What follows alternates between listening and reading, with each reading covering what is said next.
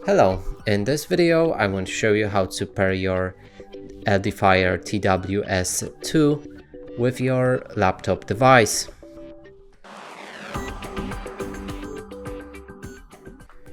So in order to do this, first let's navigate to our system settings so we can enter Bluetooth. So go for the settings, here find Bluetooth and devices, add the device, Bluetooth. Now open the case with your headphones, take both of the headphones out.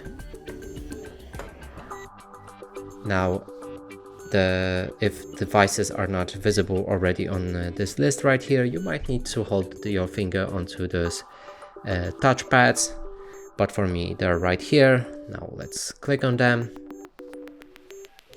connect, and the devices are connected.